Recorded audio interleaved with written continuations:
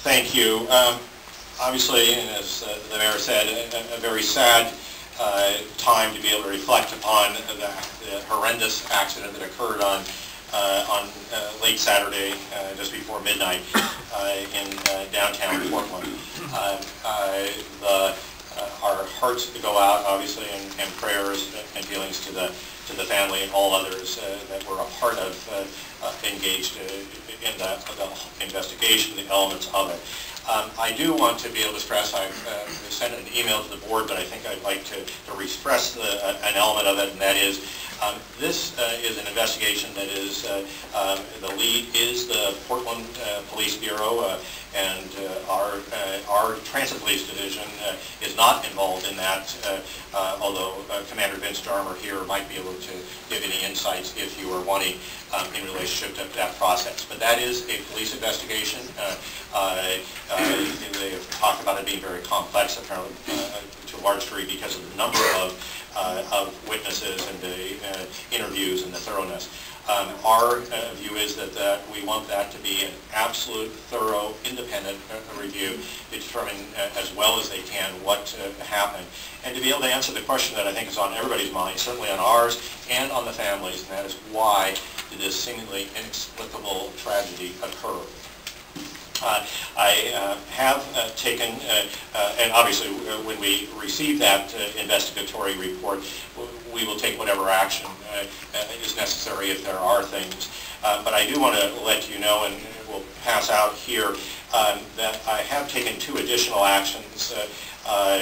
One that started at 4 a.m. this morning, and that is to be able to have a personal contact by our supervisory staff, our trainers and others with every single operator to be able to share with them not only which they have obviously drummed into them in all regards, but that is that safety is the #1 priority. And attached to that was a training bulletin, and past that, it was available for the news media and others and anybody else who was interested. But it really does go through the elements of what we expect all of our operators to do at all times. We don't know what happened in this instance, and so it's not intended to be able to speak to anything specific other than what is our standard requirements. As sad as this tragedy is, it is an opportunity for us to be able to again re-emphasize, as we have repeatedly, the #1 priority being safety. I think as you will look through that training bulletin, you will find that it's something that I think we all would like, particularly given the reports this morning of that horrendous car accident with a young woman expectant with a child, to be able to have all drivers operate by these standards, because it's obviously more it applies in these situations.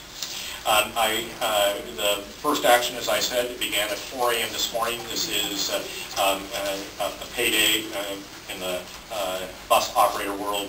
Many people, instead of direct deposits, do take and pick up their actual checks. That's a chance for us to be able to interact with them, and that began. We will then, for anybody who is either not there or off on leave or other things, we will continue to be able to march through over the next number of days and weeks to be able to make sure we have contacted and personally emphasize how important all of these elements are in their everyday actions as operators. The second is that we have asked for a National Safety Council expert. I think the board knows that as we review any individual accident, we have involved an outside expert, in this case a National Safety Council expert. But I've asked that we also engage that National Safety Council expert, or a National Safety Council expert, to be able to evaluate all elements of our bus programs, all the way from training to our accident review and everything in between, to determine are there any additional things that other transit properties across the nation have as best practices that we might be able to learn from. I do believe that we have a very effective safety program, but I always want to be sure that we, if there are anything that we can learn, that we will learn those. And of course, we'll report to the board on what that review has been accomplished. Lastly, let me mention, because board member Lehrbach asked me in an email about whether or not we, on this review, if you recall our process, within hours after an accident such as this, we have what we refer to as a urgent safety review. It allows us to be able to go through and really determine what has actually happened. Because the police are still investigating and much of the information is still under their control, and we do not have it, that review was still took place on Monday. No real conclusions from it, but it will continue as soon as we have the information released from the police, so that we will be doing our own investigation as well. Although the comprehensive nature of that police investigation, I think, will be going a long ways to addressing the whys. At least I hope so. With that, be happy to be able to answer any questions, but obviously this is a very sad time. Let me ask you, Commander, do you have anything you can or care to add to the General Manager's comments? No, sir. The process is oh, okay. Thank you. Thank you, Mr. Chairman and board members. The process is, for the most part, painstakingly slow, out of necessity. We don't want to miss anything. The first run at the police report has to be accurate and done correctly. So it involves pretty technical reconstruction of the crash scene, the compilation of the many witnesses in this particular incident, and the drawing of some conclusions, but we kind of try it. What we want to do is present the facts and let people make their own conclusions. The facts are what they are. We're not an interpreter of it, and other than the fact that we can explain some of the findings that we end up coming up with. But this one is a little bit more complex because of the number of victims and the number of witnesses. And so it'll take a little bit longer to compile all that. We have very highly trained, skilled members in our traffic division who have been doing this for years. In my previous life, before I came to the transportation division, I was the captain of the traffic division. And before that, I was assigned there on 2 different occasions as well. I have a real big familiarity with the people that work there, but also the process. Once we have that information, and in any case, in all cases of fatalities, there's review by the district attorney's office in the county that this would have occurred. And when that occurs, then the police report is made more public, I guess, in a way.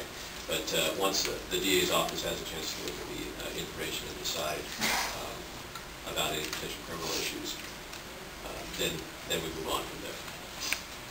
Does that answer at least some of the process questions? Do you have a sense of the timeline for completing the investigation and therefore your findings? My sense is probably optimistically late next week when a police report will be done, and it'll probably be in that form before it's really released. But you know, as soon as I put a number on a timeline, it's wrong. So just take that with a grain of salt. Sometimes issues can come up, and forensic issues or whatever that just delay things even longer. But the most optimistic of me would say late next week. Commander, Vince, as TPD, Trans Police Division, not involved in that, that is a traffic division investigation solely. Am I understanding that correctly? That's correct. Chief, would you, reading in the paper that a 2-month wait time for the blood results, does that seem reasonable? I don't know about reasonable, but it's entirely possible. Yeah, it seemed, yeah, the crime lab itself, the state Correct. crime lab, that just seemed like an inordinate length of time to get the results back. I believe that the crime lab is backed up quite a ways with requests for forensic evaluation of that kind of material. And so that 2 months seems long to me, but it doesn't surprise me.